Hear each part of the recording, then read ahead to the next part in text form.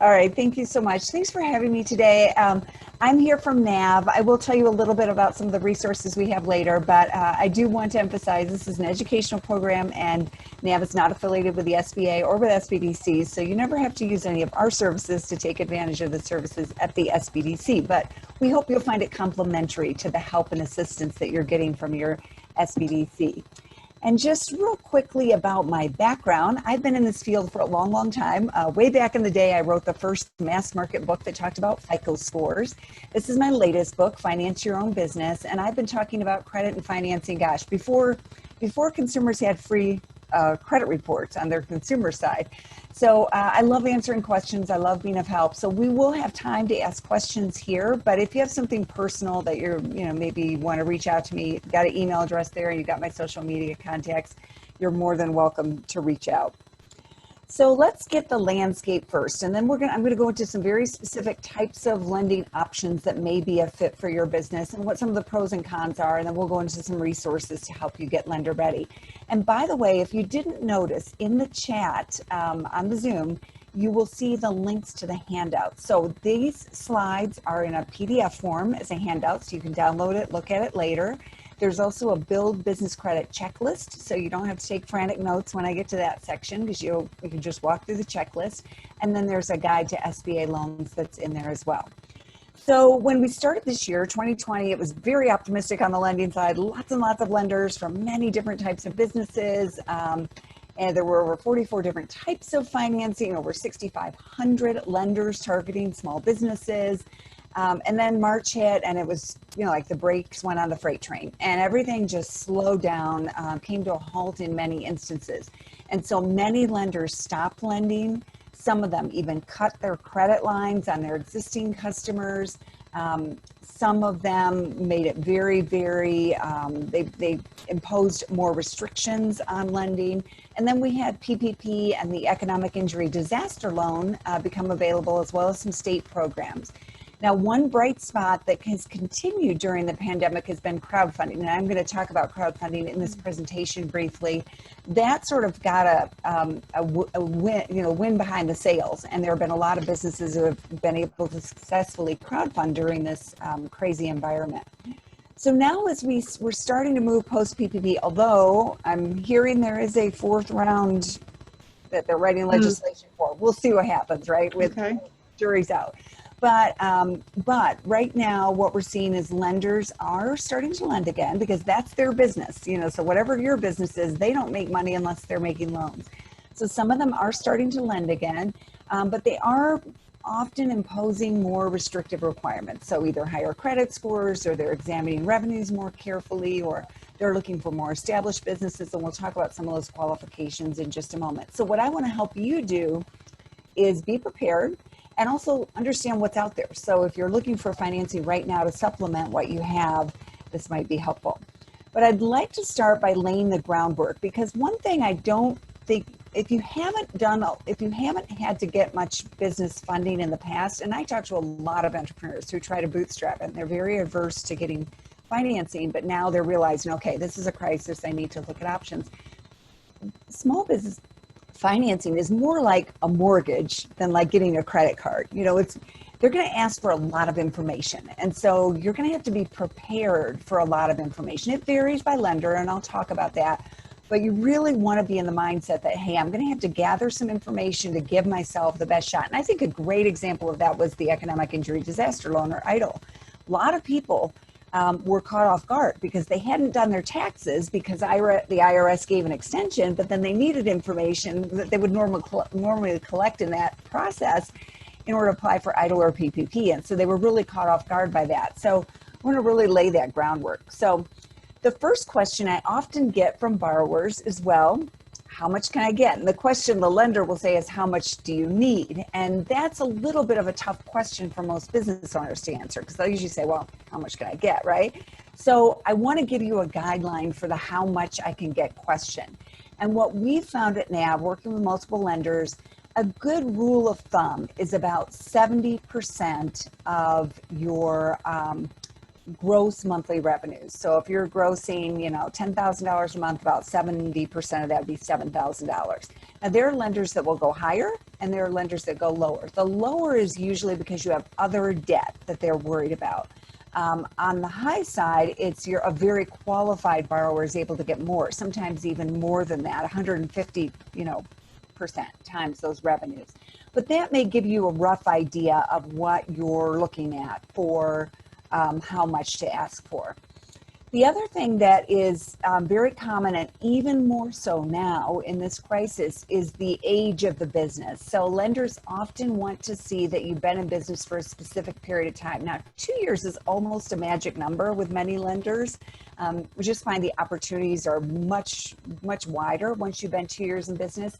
Some top tier lenders are now asking for 3 years in business because these past 6 months have been so out of the normal. So just understand that that's a question. Now, this isn't always an easy question for some businesses to answer, because if you haven't incorporated your business, you haven't filed with your state, you may be, well, I sort of started my business in whatever, January of 2017, but I haven't really done much with it. So I always want the business to have a very clear start date, even if it's early on, sort of pre-revenue. So the way you could establish that is by forming a business structure, an LLC, S Corp, or C Corp, or you could file with your state. So you could file a fictitious name, like a doing business as. And if you don't know how to do that, your SBDC can tell you where to get that information. But you're filing a fictitious name with your state, so you have that date. Or it could be the date the IRS gave you your employer identification number, your EIN, the number that you use. But write down the start date. I recommend that you try to start with a name that you want to continue. So even if you aren't incorporating yet, you still have the business name that you hope to continue with, and you have one of those items as evidence of that start date, so that you can establish that start date when a lender asks, when did you open your business? And you can consistently answer with that same information. Now, revenues are going to be extremely important to many lenders. Now, banks have traditionally asked for typically 2 years of tax returns from the business and personal. Some are starting to ask for 3 years, but then they'll also often ask for up-to-date financial statements. So they might ask for an updated P&L, for example. And now what we're seeing is a lot more lenders are looking to verify the revenues of the business, often by linking to the bank account of the business. So the technology that lets them look at your bank account is the same technology you might use if you use Mint for your personal finances, or Personal Capital, or one of those sites that you use to sort of aggregate all your personal finances. That same technology is used by lenders from the same companies that supply it to analyze your revenues of your business. And so here's a couple of tips that I think are really important. One is they will look at how many deposits are coming in and from different sources. So we have some lenders that we work with at NAV, for example, who have a minimum of five deposits a month. Some have minimum 8, some have a minimum of 10. The reason they're doing this is because if you just have if you're a business with one customer, it's very risky. If that customer cuts you off or goes out of business, your business is, gone. So they're looking to see that you have multiple revenue sources coming into your business. So that's one thing they may look at. They may look at low balance days. So, and I know this is tough to say, especially right now, but if you were able to, park $1,000 in your business bank account and pretend it's not there and never touch it, that's helpful for the revenue analysis part. But if it isn't, at least try to avoid non-sufficient funds, days where you dip below the balance and you have a negative balance, because that could be a disqualifier for some in terms of financing. Another thing to keep in mind is if you've had to renegotiate with lenders, you've had to renegotiate the payment structure, that could end up affecting your ability to get financing. So what they might do is look at the bank account and see, hey, the payment to that lender was X amount, but now it's dropped. So we know that you've renegotiated with that lender, which is not necessarily a bad thing in terms of your cash flow and what you need to do, but the new lender might see that as a red flag. So what I've been told is some lenders are now starting to see if you've recovered back to your old payment and you've made 1 or 2 payments at the old payment again, then they'll consider the application, because then they're seeing that you're out of that immediate hardship. So this is just something to keep in mind. So the way I'm thinking about it these days, even more so than I used to, is that your business bank account is almost like your second credit report for your business, right? Because the business bank account activity can be very important for lenders who analyze revenue information. That could be all the way from the bank to, your alternative lender. Now, if you don't have a business bank account, you absolutely must get one. I've encouraged this in the past. Now I'm just saying you got to do it. It's a cost of doing business. And there are free business checking accounts out there, but you really need a separate business bank account, because they're not going to look at your personal bank account, to verify what revenues or expenses your business has or what kind of cash flow. Credit scores are important, and increasingly so. And this is a tough time, of course, for many people, because it's hard to maintain that credit. But there's a survey done every year by the Fed. It's called the Small Business Credit Survey, and they survey businesses with 1 to 499 employees. And the latest version is just out recently. This is the 2020 report, which is based on 2019 data. And they asked these business owners, hey, when you applied for business financing, did you use your personal credit, your business credit, or both? And this chart shows you, if you look at the green parts of it, that the business owners, 60% of business owners used either business credit only or a combination of business and personal credit to get financing. So I know that personal credit is important, but it's also often important for business financing. Many lenders will do a soft credit check on the owner's personal credit. That means it doesn't affect your credit scores, but they may have a minimum cutoff score for that. And then some will do a full credit check, in the underwriting phase of the loan. And that's one that would be called a hard inquiry. And they can look at any owner with 20% or more ownership. So in the case of an SBA loan, for example, they need the credit for all owners who have 20% or more ownership. And you have to include that. That's not optional. So if my tip, if you're thinking about maybe going into business with someone during this time, maybe you want a business partner to consolidate or to help you through this time, make sure you guys sit down and go over your credit reports together, your personal credit reports, because that could impact your business's ability to get financing in the future. So both business and personal credit are important, and I'll talk a little bit more about business credit later in the presentation. Your industry is also going to be very important, because some lenders will lend into certain industries and some won't lend into certain industries. So the way they identify your industry is through something called an SIC or NAICS code. SIC is a code, Standard Industrial Classification Code, was created by the government for statistical tracking purposes, but it now appears on many business credit reports, and lenders will often use this information in terms of targeting or approving applications. It's also used for size standards for SBA loans. And then the newer version is called the North American Industrial Classification System, or NAICS code. So they're both similar. NAICS drills down a little deeper, and you can get this information for free. If you just Google it, you'll see how to look up, an NAICS code or SIC code.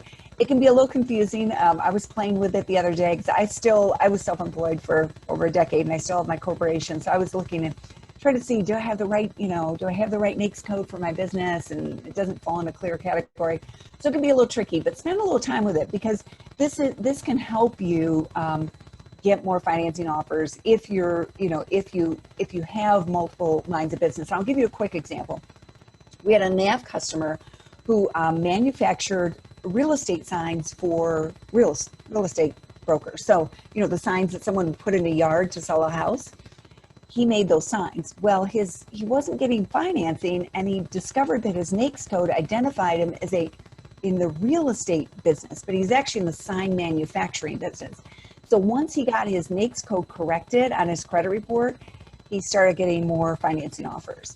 So you just want to check this. If you incorporated, you probably filled this out. When you incorporated, if you check your business credit report and you see it on there, just Google that code, look it up, make sure it's right for your industry.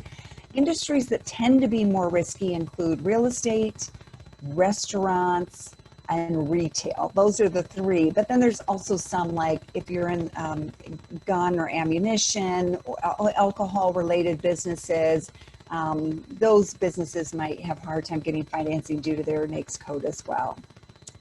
All right, and then collateral. So when we think of collateral, a lot of us think of it as hard equipment, and collateral can be helpful in getting financing, especially if you're having trouble getting financing, you have collateral to pledge.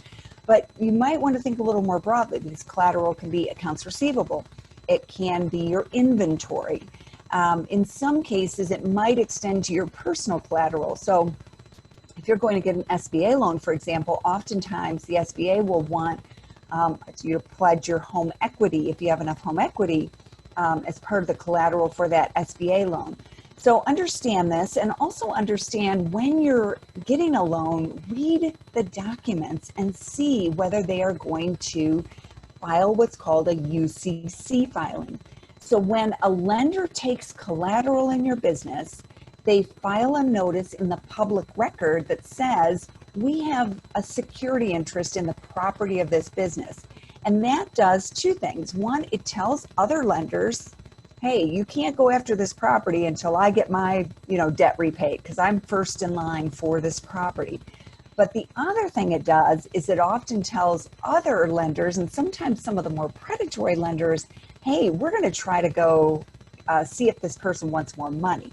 And that's where they'll come along and they'll call and there are boiler rooms where they just have lists of new UCC filings, and they just call the business saying, hey, do you need some, did they give you enough money? We can get you more money. And then they'll usually target more expensive and sometimes predatory financing at that borrower. So understand that very well could happen when you get financing. If you got an economic injury disaster loan or EIDL, for more than $25,000, the SBA is placing a UCC1 filing. So you do need to understand, if you've gotten an EIDL loan, that impacts your ability to get other financing. You should not be getting other financing behind that EIDL loan without talking to the SBA. That's part of the terms and conditions of your EIDL loan. And I did write an article where I published the contract that one of the borrowers received for her EIDL loan. So if you don't have that information, or you're interested, or you haven't applied for EIDL yet, I'm happy to send you a link to that article so you can see what's involved with that. But this is an important aspect of getting business financing.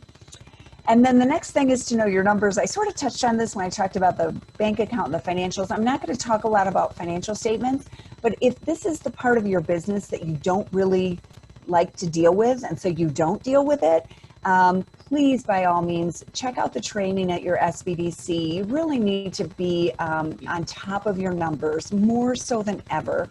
And you need to have a way to regularly review your financial statements and make decisions for your business based on that. And it can also help you in the financing process. But if you're like so many people we talked to at NAV during the PPP process who said, well, I haven't done my tax return, so I don't know how much I can get, because they use a Schedule C, and that determined how much you could qualify for. That can't be you going forward. You really need a system in place. So every single month, your bookkeeping, whether you do it or your bookkeeper is done, is getting up to date. And then you're looking at the finances to see where your business stands, because you're going to have to make some, probably tough decisions during the next coming months, and you want to be on top of that. So out of those categories, what I talked about, the ones I would emphasize as most critical are your revenues. So really looking at that bank statement as a lender would, and looking at those red flags that they may see. Time in business, making sure you have a very clear date for your time in business. Understanding your business and personal credit score, and then checking what code, what NAICS code has been associated with your business, so that you can understand, maybe you don't get financing just because that lender is not lending into that business, that vertical of business right now. It has nothing to do with your qualifications. So maybe there's another lender out there who wants to make loans to businesses like yours, but you need to be aware of that. So I'm going to jump into the types of financing that may be available. And again, if you have questions, feel free to put them in the chat. I'm going to save those so we can sort of all address them at once, but please, by all means, feel free to throw them in there. So most of us, when we think about getting a small business loan, we think about going to a bank, right? Top tier financing. And that's great if you can get it. So I highly recommend it. This will be the best financing you can get.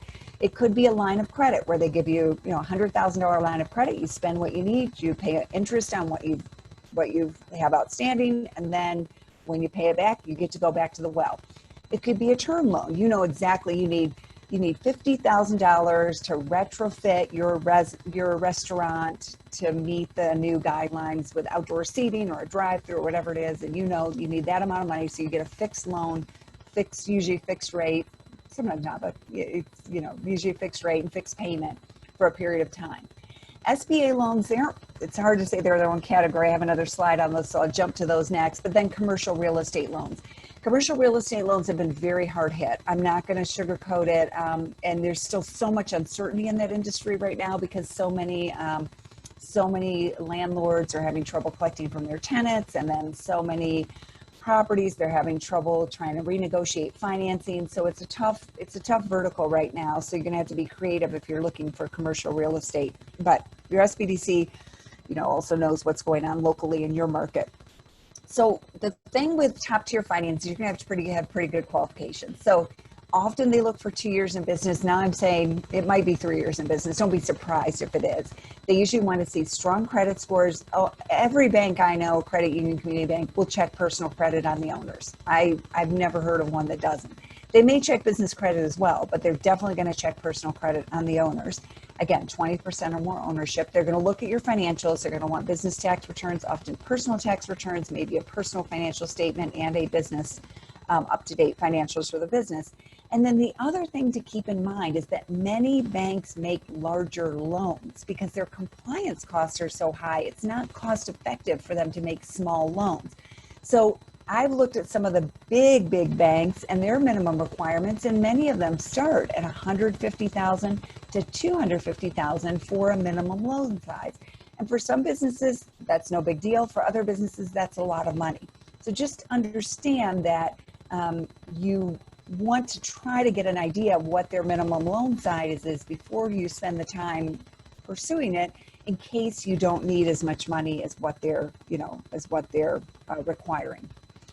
SBA loans are their own category. I'm not going to spend a lot of time on this, but we do have the SBA loan guide, which I linked to in the chat.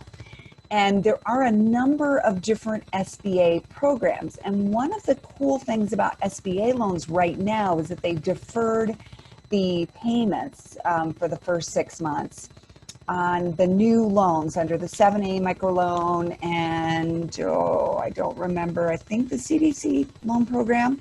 504. Yep, 504 CDC loan. And so the SBA is actually making those payments.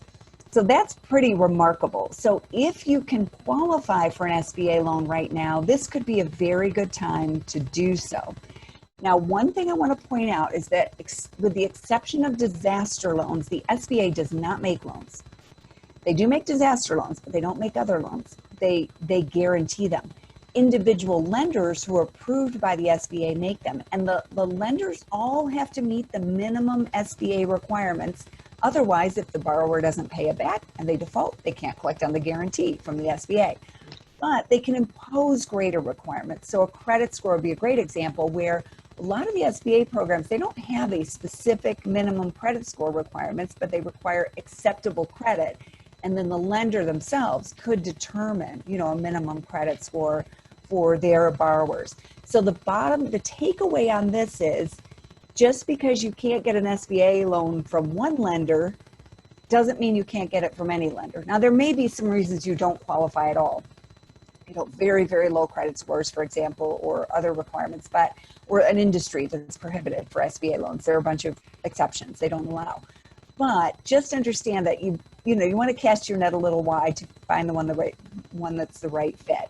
And there is a credit score required for SBA 7A loans and Community Advantage loans. It's called a FICO SBSS score, and it combines business and personal credit data. We'll talk about that in the business credit section, but I just want to make sure I mention it. So if you're shopping for top tier financing or an SBA loan, I'd start, with your local area, your bank, local credit unions. There are also community development financial institutions, CDFIs, that are often trying to make loans to borrowers who may be traditionally disadvantaged. It could be minorities, veterans, women-owned businesses, etc.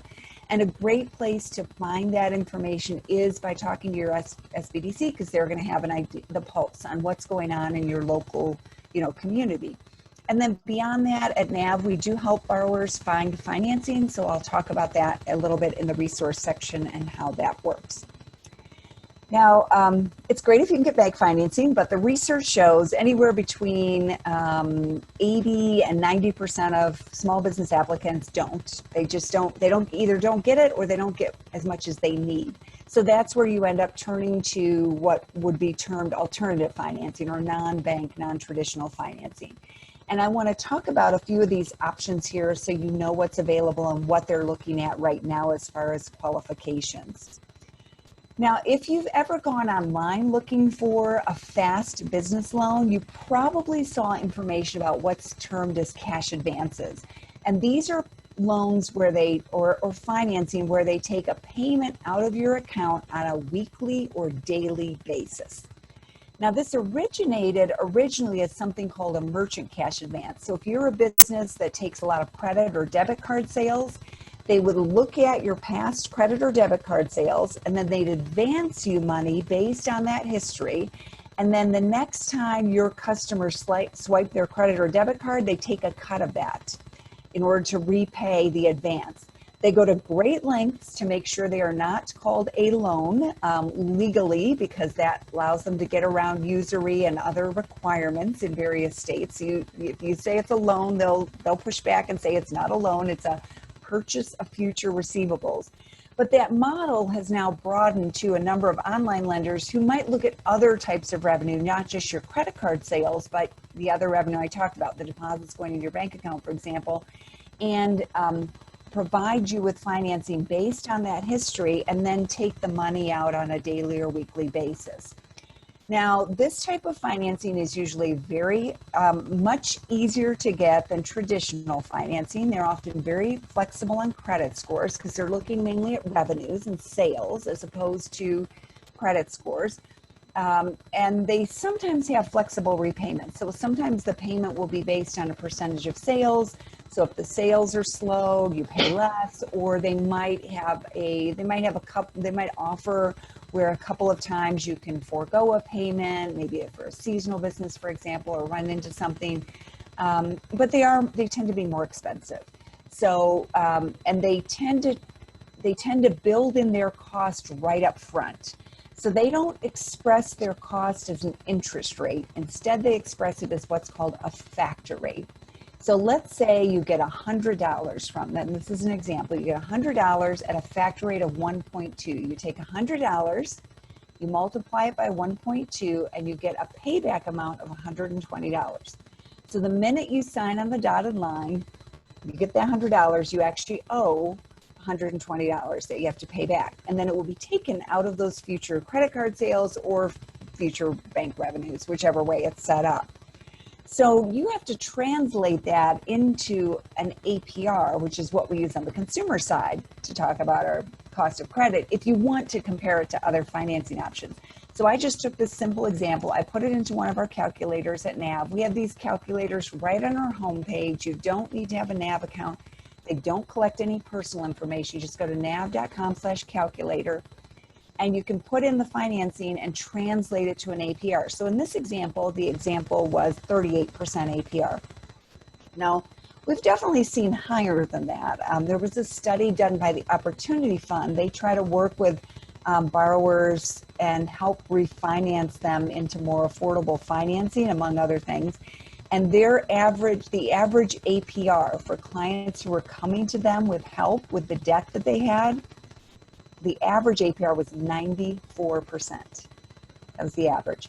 So these can get expensive. So please, by all means, sometimes this is the best financing you're going to get, and you can figure out how to make money on it, and it's going to work out, in the end, fine. But if you're using this type of financing to meet payroll needs or meet, current expenses, and your business is running into trouble, it could end up cycling toward the end of your business. You really want to understand it. I took another example, and I'm sorry this is such an ugly slide, but I took an example from PayPal because both PayPal and Amazon offer financing to their merchants. And if you have a PayPal account for your business, you will get these offers, I promise you. I still get lots of them from them, probably every week. They don't express their cost as an interest rate or an APR either. So they express it as a fee. So you see here, this example literally comes from their site where you see they say it's a one-time fixed fee. Well, most of us aren't used to dealing with finances, and we're not going to say, oh, well, that's an APR of X, right? So I put it in the calculator, and it came out, if you see over here, it came out as a 25.6% APR. And I've seen equivalent APR on PayPal as high as 30%. I think that probably caps out at about 30% for an APR, not to be confused with a repayment percentage, which is how much you have to repay out of your future PayPal sales. And that's another thing I have heard from some advisors where the business owner doesn't build in the fact that the PayPal is going to take out, percentage out of each future PayPal sale. So if you aren't building enough margin there, then you could end up in a cash flow crunch. So again, that can be a useful way for you to think about the cost. Invoice factoring is used it's very common in certain industries, construction, in fashion, for example. It's where you are invoicing customers, but you're getting paid later. And when I had my consulting firm, I did a lot of work for major financial institutions, and they wanted me to pay my credit card to them every month, on time. But then they would take 3 or 4 months to pay me sometimes. And so invoice factoring is where they actually can collect on that invoice for you and pay you most of it up front, and then they'll usually pay you the rest minus their fee when they collect on it. It's a short-term type of financing, and they're more interested in the credit quality of your customer than they are in you, because that's who they need to collect from. So it's really focused on it. I was at a conference in Atlanta, and I met a business owner who all his business does is factor invoices for small businesses that do business with Coca-Cola. That's where Coca-Cola is headquartered, and he knows Coca-Cola is going to pay its bills, but it can take a while. And so he will get that money into the hands of the business owner faster, and then he gets a cut of that. So interesting aside. So here, you really have to look at this. Sometimes it's not clear the cost because, again, they'll express it as a percentage, not an APR or as a fee, etc. Sometimes it's recourse, which means if they can't collect from your customer, they'll come back to you. Sometimes it's non-recourse, and non-recourse is usually for very blue chip clients, big companies, government contracts, things like that. It's their responsibility to collect. You get your money, you go on your way. So just keep that in mind. And some small businesses are nervous about this kind of financing because they feel like it would signal to their customer that they're having financial problems. Again, it's very common in some industries, but some companies that are offering this have tried to get around that fear of the small business owner. And what they'll do is they'll set up, this is an example from Blue Vine, they'll set up a PO box, and the invoice will come to your business's name.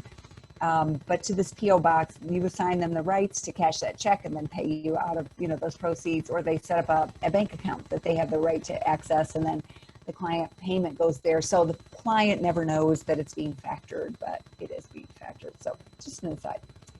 All right, microloans. These are smaller loans, often $50,000 or less. But other than the SBA microloan program, and there is an SBA microloan program, there's no real number. They could go up to $250,000. But they're usually made by organizations trying to spur economic development or help spur economic development by serving underserved entrepreneurs. So if you remember that term I threw out earlier, CDFI, or Community Development Financial Institutions, these are often made by CDFIs, or they might be made by economic development organizations. They're smaller loans, often more credit flexible. If you have a good explanation as to why you might have experienced some credit problems, they might be willing to work with you. They might work with startups. And in fact, I pulled, well, just as an aside, if any of you are startups, I pulled some SBA loan data from last year, and about 19% of SBA 7A loans went to startup businesses. So it's even in the SBA 7A program, there's more startup funding than you might realize. So that is out there. The difficulty is these are often very local programs. So they may lend in a particular geographic area. It could be local, it could be statewide, it could be a region. And so they aren't advertising the way, you know, your big bank is. So your SBDC is a great source to start to identify these kinds of opportunities. And you can also look at the Opportunity Finance Network's website. So it's OF as in finance, N as in network.org. And they have a list of all the microlenders on there. I do have a list of all the microlenders in the country, and I'm working on getting that up on the NAV blog, but I don't have it up there yet. So in the meantime, OFN can be a good resource.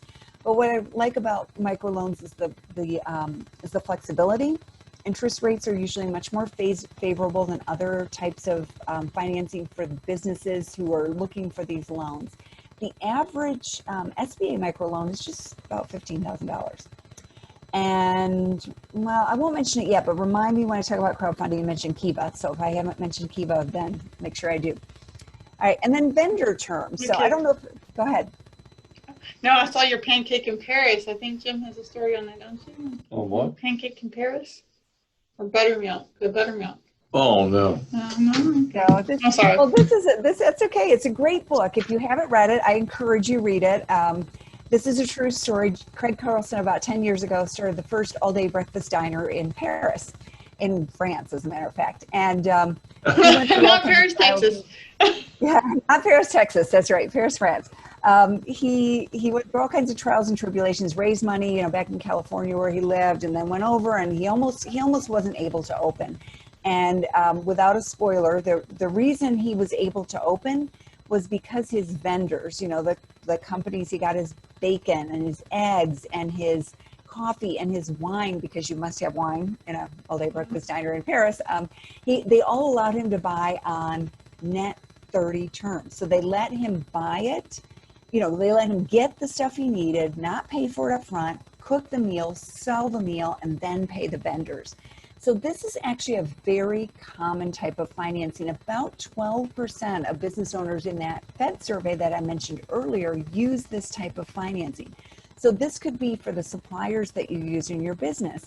It could also be for things that you need to buy in your business anyway. So at the link that you see on the screen, and this is also in the Build Business Credit Checklist, we have a list of like a half a dozen vendors that make it very easy to get vendor terms with them. So you can buy copy paper or Keurig cups for your coffee maker, or, you know, disinfecting supplies, and you can get them on net 30 terms.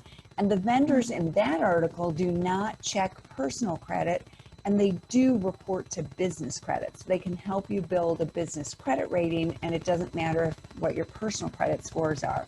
So this is one type of financing you may want to explore, you know, while you're looking at others. If you regularly work with suppliers or vendors and you haven't established payment terms, you might want to do that just for cash flow purposes. They often don't charge interest, but sometimes they will. You have to give up a discount. So like if you pay in full in 10 days, you get a 2% discount. If you use their terms, you don't get that discount. So that's something to keep in mind. And then retirement funds. So the IRS has made some changes to retirement withdrawals for the COVID crisis, but they've always been something of a popular way to finance your small business. You can maybe be able to withdraw, but if it's depending on when you withdraw and what the type of account, you may pay taxes and or a penalty. If you are still working or have a partner who's still working, you might be able to borrow against a 401k and pay it off over 5 years. And then there's something called the Rollover Business Startup Program, and that's where you form a separate C Corp. You roll over retirement funds into that money, and then you have to use that to fund your business. Now, I have to say with the Rob's Plan, my co-author on my book, Garrett Sutton, he's a small business attorney. He does not like Rob's Plans. He doesn't feel like the IRS guidance is clear enough, and he feels like it's too risky. And the IRS did do a study a few years back where they found that most of the participants who had used this approach had not been successful in their business. But the thing to understand is if you don't follow all the rules there, the IRS could disqualify it and you could owe taxes and penalties. On the other hand, I just talked to someone recently who's in the franchise financing space, and they said it's a very common form of financing for franchises. So people will use this to finance their franchise. And maybe that's a little different because you have sort of a business, you know, a turnkey business that you're going to launch and hopefully, despite all this craziness, you know, still be successful. But just understand the pros and cons if you're thinking about going that route. I get concerned because I started out as, you know, in the consumer space, and I know that we have a retirement crisis in America. And many people don't have enough money for retirement, and starting a business is risky. And so when you combine those two, you could be, you know, taking on a lot of risks that you can't afford to take, you know, as you get older. All right, we're almost done with the types of finance, and we'll go into a few tips for building business credit and answer some questions. So what are the 4 types of crowdfunding? So this is a question. I want you to see if you can throw this into the chat while I take a drink of water. Can you guess what the 4 types of crowdfunding are? And Jennifer, if you get some answers, I'll let you pipe up and share what answers might be coming in. In the meantime, I'll tell you a quick story. You see that Cowboy Crickets bag of flour there. Cowboy Crickets is a small business, veteran-owned business in Montana, and in like something like 4 or 5 years, they became the largest farmer for food-grade crickets in North America. So they sell cricket snacks, flavored snacks. They sell cricket flour, and then they sell their chocolate chirp cookies made out of cricket flour. And they had a crowdfunding campaign last year. They wanted to introduce new flavors of the snacks. And so I contributed to the crowdfunding campaign, and they succeeded. So everyone who backed them got a new bag of the new flavors, tropical jumpers and wasabi. They were actually very good. And then you got a chocolate chip cookie to go with it. So they're an example of a very popular type of crowdfunding. Joe, do we have any guesses yet? No, we have not. I might just have to supply a couple suggestions. You know, I think a lot of people have used GoFundMe or Kickstarter. Yeah. Would be a couple of them. Yeah. Those are good examples. So any suggestions on it? Yeah. Rewards-based crowdfunding, that's like your Kickstarter, and that's like what Cowboy Crickets did, where they send you a product. You know, you get a tangible reward for backing the campaign. I bought a card game called Exploding Kittens for my nieces a couple years ago, and I since learned they had one of the most successful crowdfunding campaigns on Kickstarter. That's how they launched that game. So there's all kinds. So if you aren't familiar with this and you think it might be something you're interested, just spend some time on the platforms and see what people are doing. It's fascinating to see the ways people are raising money. And it's really become very, very popular in the past few months because many people want to support their local small businesses, and they can do that through crowdfunding. So debt-based crowdfunding is where you borrow money and you pay it back. And the example I mentioned earlier is Kiva, KIVA.org. Now, Kiva makes very small loans. Their maximum loan right now in the U.S. is $15,000, but it's at 0% interest and no fees. So there is no cost to the borrower. It's free. You have to pay it back, but it's free to the borrower. And the people who invest or lend that money are people who want to support small business. So someone can either go on the platform and back your campaign, or for as little as $5, or they can open it up and do it automatically. And then there's I think we've thought of someone we might want to try that with. Oh, good. Because we have found that getting, and I think you touched on this earlier, that getting a small loan can be just as difficult as getting a larger loan. You know, the lenders, you know, put just as much work into getting that one funded and all the paperwork for something that, you know, if it's $15,000, they're not making that much revenue off of something that's short term. Yes. And Kiva is such a cool program because it's free. So, I mean, you don't pay any interest. So that's very cool. Equity-based crowdfunding, this is really getting interesting. This is the one where you can get investors into your business. And the SEC has just announced some new relaxed rules for equity-based crowdfunding. And my conception was that it's basically for high-tech companies, biotech, you know, somebody has a track record. But I actually interviewed someone who was the sort of the father of this type of crowdfunding. And he dispelled a lot of myths for me. It's actually a lot of restaurants has been getting it. And I've just been interviewing businesses. I interviewed a business in Boise, Idaho that got it for their festival. They have an annual festival and they used equity crowdfunding because they can't run the festival this year, but they want to keep the momentum going for future years.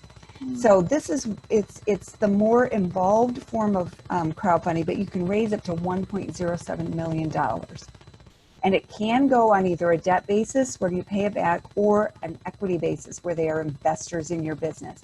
And the cool thing about this and all these types of crowdfunding is that your funders, your lenders, your investors, they want your business to succeed. So then they go and become evangelists for your business. So that's kind of cool. And then donor-based crowdfunding is GoFundMe. I mean, there are other platforms, but GoFundMe is by far the big one. And usually in past years, I would say it's not used a lot for business, but it can be. This year, it's been used a lot for business. So a lot of people, and GoFundMe has done matching grants, and they've had a lot of campaigns for small business. So don't rule it out. But the biggest thing I have to say about crowdfunding, and the biggest lesson I can give you for your business going forward, is that you must have a way to reach your fans. So it could be an email list, it could be social media accounts where they follow you, but you have to have a way to reach out to them so that you can ask them to back your campaign, to become an investor. You can certainly use these platforms if you don't have a following, but it's much faster. I mean, I've interviewed a business owner who got two recently, who got their campaigns filled in 24 hours. Because they had people who wanted to help their business and they just had to ask and provide a mechanism for doing so. So just keep in mind, it can be time consuming. You have to have a good marketing campaign, but they don't care about your credit score. It can be a startup. I know one business owner said, I don't crowdfund for the money. I crowdfund because I want to test my product. And if I can't get interest on the platform for my marketing with my, whatever it is, something's wrong, and I'm not going to go spend money on advertising and Facebook ads and everything else until I figure that out. So that's another interesting take on it. Now, the donor-based and the rewards-based crowdfunding are taxable. So build that, keep that in mind, that you are going to have to pay tax on. The debt-based, you're going to pay it back, so that's not taxable unless you don't pay it back. And then equity, you're getting investors. So again, it's not taxable, but keep in mind, donor-based and rewards-based, you do have to pay taxes. All right. So I have a little section on building business credit. Do you want me to quick go through this, or do you want to take some questions on funding types? What do you think is best? Go through it. Keep going through it. I think that a lot of people need more information on how to build their credit and how to build it for their business, because we have found that so many times that we've had to urge people that you need to separate your personal and your business accounts. It's one of the biggest mistakes that a lot of small startups make. Absolutely. Yes, absolutely. And if you got nothing out of my earlier discussion about revenues, is you got to have that business bank account, right? That's the first step. So business credit can be important to your business. So, and I'll talk about who does business credit in a moment, but it could be used for your business insurance, for getting bonded if you need a surety bond. Some government contracts will always require a DUNS number, which I'll explain in a moment, but they may also check a Dun & Bradstreet paydex score. And then financing, so vendor credit. Remember I talked about the vendor and supplier credit. They often check business credit. SBA loans use that FICO score that looks at business credit.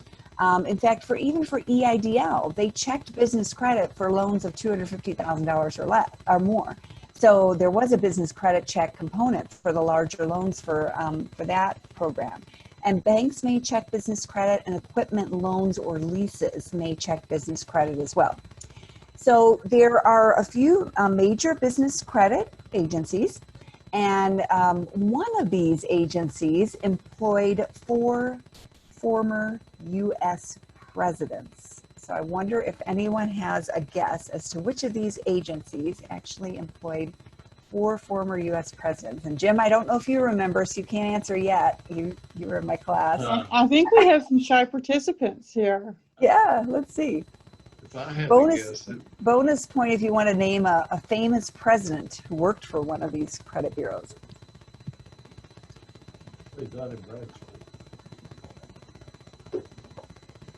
Any other guesses? I've seen any other guesses pop up. I guess they could raise their hand also, right? That's true. That's true. Well, Jim, do you remember the famous president who worked for Dun & Bradstreet? Not not off the top of my head. Okay, that's okay. That's okay. Is this a quiz? No, well, You did take the class. That's what you did. did. A year later. It was Abraham Lincoln.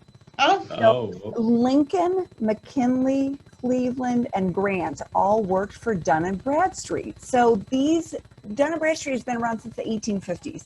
And I can tell you, we've done studies, about 75% of business owners have never seen their business credit. They don't know anything about it because it's completely unregulated. There is no law that covers business credit. So anyone can check it. They don't have to tell you if they turn it down based on it. They don't have to fix disputes quickly. There's no regulation whatsoever. So these are the three major credit bureaus that collect business credit: Dun & Bradstreet, Equifax, and Experian. And you may already have a report with one or more of them if you've been doing business for a while, or you may not. You may want to establish it. Business credit reports are pretty similar to personal credit. They collect payment information, basically, accounts. I would say a couple of big differences: they don't list the names of your creditors, so they won't tell you that. They'll just tell you have a bank card, but they won't say it's through Chase or through Wells Fargo. It'll just say, bank card. They don't list credit limits. They don't require free credit reports, and payment history is a little different. So we'll talk about that in a moment too. So if you're going to check your business credit, what would be a good business credit score? And I won't make you put it in the chat since we're not getting enough responses right now, but I will let you just think about this for a second, see if you get a number in your head. And then the answer is it depends. It depends on the bureau. So Experian only has IntelliScore. They have IntelliScore and IntelliScore Plus. It's always 0 to 100. 100 is the best score. Dun & Bradstreet, their iconic or flagship score is called Paydex, but they do have other scores with different scales. So the Paydex is 0 to 100. 80 to 100 is a great Paydex score.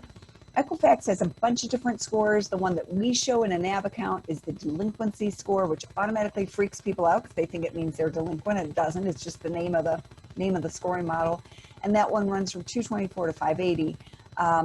And similarly, a high score is a good one. So just understand that when you start to delve into this world, it's going to be a little bit different experience because it's not consistent, it's not regulated. So you just have to be a little more patient than you would even with consumer credit. All right, I did mention the FICO SBSS score. I just want to touch on that real quick. This is a score that FICO created just for small business. So what it can do is it can analyze the data from the personal credit score of up to 5 owners, anyone with 20% or more ownership, plus the business credit of the business, and the lender can optionally add some financial data into the score as well. The SBA requires a passing score of 140 out of 300, so 0 to 300 is the range for the SBA 7A loan of $350,000 or less, or the Community Advantage loan of $350,000 or less. Most lenders want to see a 160 to a 165. So what we notice at NAV is that there are business owners who have stellar personal credit and no business credit, and they get a passing FICO SBSS score, because their personal credit is so strong. But it's helpful if both are strong. So it's helpful if you've built some business credit and you have good personal credit. It's helpful to get that passing score. Now, if you don't pass that score, it doesn't mean you're automatically kicked out. It means it goes for a manual review, which just slows down the process and means more scrutiny of the applicant's information. So how do you build business credit? I'm going to make this super simple. And I can tell you, I just literally talked to a business owner last week who said she accomplished this in like 90 days and has good business credit. And my theory is that most business owners aren't really doing anything. So if you take proactive steps, you're going to be ahead of the game. I recommend you have a business entity. Now, you don't have to. That could be an LLC, S Corp, or a C Corp. You don't have to. You can build business credit as a sole proprietor. But until you actually have that entity, you and your business are one. There's no separation. So you can never truly get, just business credit without you being part of it, because there's no legal distinction between the two of you. So I recommend it, but if you're not going to, then at least as a sole proprietor, do what I mentioned earlier and file a fictitious name, get your employer identification number from the IRS, and have a clear start date. And then use that information when you start applying for some of the accounts that I mentioned, so you can start building business credit in the name of your business. So pick a name, hopefully that isn't a trademark violation, because I've seen that happen where people have to give up their name. In fact, NAV's previous name, Creditera, we were sent a threatening letter that it potentially violated when we changed our name. The name was horrible because no one could remember it anyway, but we had to change the name. So just make sure you do a little bit of legwork on that. SBDC, again, shout out to the SBDC to help you figure that out. Separate your business and personal accounts. You have a business account. It's not going to show up on your business credit, but again, we think that's really important. And then for your Dun & Bradstreet credit report, you have to have something called a DUNS number. This is sort of their equivalent of a Social Security number in the Dun & Bradstreet system. And you can actually request one. Now, Experian has something else called a business identification number. Equifax has something called the Equifax ID. They create those. You cannot request them. So the only one you can actually proactively go in and request is your DUNS number. And you may already have one. So the first step would be to just do a quick lookup. You can do that on the Dun & Bradstreet website, or you can do it through a NAV account. But you look up and see if you already have it. If you don't, you request it. And the reason it's out there for everyone to request is because this currently is the identifier used if you want to apply for government contracts or a government grant. And so to apply for government contracts or a government grant, you have to get a DUNS number. They're going to change that in the future. There's going to be a new number called the SAMI number, but right now it's DUNS. So this is just a step that if you haven't done, you want to go ahead and do that. And that's in the Build Business Credit Checklist that I gave you. And then you want to get accounts that report. So the biggest problem or hurdle we see is that many business owners don't have accounts that show up. So we just talked to a business owner who has a business for 33 years, and he said, I don't have any business credit. Why not? Because the companies he's doing business with are not reporting. So you have to find ones that report, and that's where that short link can come in handy for you to get started in that process. You can also ask your current vendors if they'll report. Some will, some won't, but it's often easier just to do business with companies that are already set up to do that. It can also be helpful to get a business credit card. So there's a short link there to an article I wrote where I list all the major small business credit cards and the business credit agencies they report to. So all of them report to at least one, and some of them report to multiple business credit agencies. I will tell you that right now, the small business credit card issuers have pulled back. So at NAV, in our marketplace, we work with all the major issuers, and right now, a lot of them have put a freeze on new marketing. So it may be a little difficult right now. It just depends on your credit scores and qualifications, so don't be discouraged. It will start to come back. It's starting to come back on the personal side. It's going to start to come back on the business side soon. So just have a little patience there. And then the most important thing is you get 3 or 4 accounts. Let's say you get a couple of vendor accounts, a business credit card, then you pay it on time. Because with business credit, they can report you if you're just a day late on a payment. So with personal credit, you forget to pay that credit card, well, you'll get a late fee, you'll pay interest, but they won't show you as late till you're 30 days late, right? You have the window till the next billing date before they're going to likely report you late. With business credit, they use something called days beyond terms. So if you have net 30 terms of that vendor and you pay on day 32, you're 2 DBT. If you have net 60, you pay on day 62, you're still 2 DBT. Now, it's not quite as big of a hit if you miss a payment like it is with personal credit. If you have great personal credit and you miss a payment, it shows up on your credit report, your credit score is going to drop like a rock. I mean, it could be 30, 40, 50 points or more. Business credit, not so much, because the average DBT, at least last time Experian reported this, I haven't checked lately. I'm not sure if I have that information for what's happened post-COVID, but it's been 11. So try to pay on time because it helps you build business credit faster. If you can, set up systems so that you don't pay late, and use those accounts as leverage to build business credit. But if you're a couple days late, not the end of the world. All right, 2 more steps, and then we'll go to the resources, and then we'll take questions. Fixing mistakes. Business credit reports have a higher error and omission rate than do personal credit reports. And my theory is that business owners aren't checking them. So You know, ultimately, you and I are the only ones who can look at that credit report and say it's correct, or no, that's not my account, or no, I wasn't late. So you have to check them to make sure that they're correct, so that you can fix mistakes. They aren't required to fix them in a certain number of days like they are with personal credit, but most bureaus are it's not as streamlined as on the personal credit side, but they're pretty helpful about trying to fix mistakes. All right, last thing is monitor your business credit. So even if you are not in the market for financing, please start doing this, because there have been new articles right and left lately. Krebs on Security, one of the top blogs for security issues, put out a big report recently on business identity theft. It's becoming epidemic. One business owner in the story, just a quick story, he got a call from a landlord at an office park where the landlord noticed that there were all these, like this Amazon deliveries, and someone would come in for an hour, pick up all these Amazon deliveries and leave and never spend any time there. Well, it turned out these crooks had opened an office suite in this office building in the name of this other business and ordered all this stuff using their credit, and we're having packages delivered. And the business owner had no clue. He had no idea this was going on because it wasn't showing up on his personal credit. He didn't know. No one was saying anything about it. So checking and monitoring your business credit can alert you to things like an address change or a new account that you don't recognize, or something that might be suspicious that you need to understand. You can't freeze your business credit, so you have to monitor it. All right, I'll give you a couple of resources and then we'll take any questions that you have. So again, these are optional. We're not affiliated with the SBDC, and you're never obligated to use anything that NAV provides to get help from your SBDC. But we are like Credit Karma for small business, in the sense that we are the only place where you can get your free business credit from Dun & Bradstreet, Equifax, and Experian. So if you sign up for a free NAV account, I'd ask you to sign up at nav.com/SBDC, just so we know you're working with your SBDC and we can respect that relationship.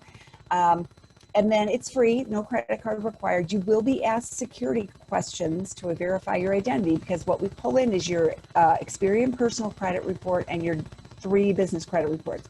Remember, I mentioned about half of all financing is going to rely on your personal credit. So you never know if the lender is going to do a soft or hard check on personal credit. You want to have both. Now, NAV, it's a soft credit check always. Until you actually say, I want this financing and this is what I'm applying for, there will be no hard check on your credit when you're looking for financing. And then what we do is we try to match you to lenders. So we try to help you find financing. So we work with over 110 different financing sources, all the way from business credit cards to a few micro lenders to some an SBA partner to, a bunch of online lenders. And we use that data that we see when you sign up for your account to show you offers. We don't sell it to lenders to call you, but we show you, here's lenders who are looking for customers that meet your qualifications. And then you can decide if you want to proceed with them. Most of our customers use a totally free NAV account, but we do have a paid account, and the paid account reports to the business credit agencies. So each month when you pay for that account, it will show up on your Dun & Bradstreet, Equifax, and Experian, help you build business credit. It's never negative, because if you decide you don't want it anymore, you want to downgrade to a free account, we just don't report it again. And then the most fun thing that we do at NAV is we offer a quarterly $10,000 small business grant. Now, this round closed yesterday, but we will open it again in October for our 4th quarter. This was our last quarter winners. And it's pretty easy. The only thing I would point out is you do have to be in business 6 months. But that's it. But for the first time, I was on the committee that helped pick the winners for the last round. And it was really interesting. I got a long list of, not super long, but 25 businesses I need to check out.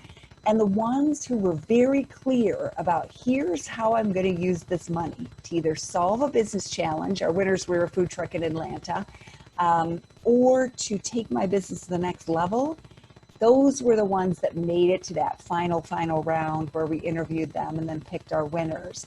So just a tip for you, and if you're thinking about small business grants in general, that's the best advice I can give you, is that if you're clear about how you're going to use this money, then that makes it much more compelling for the company making the grant. Just saying I'm going to use it for marketing, or I'm going to try to use it for advertising, that's just not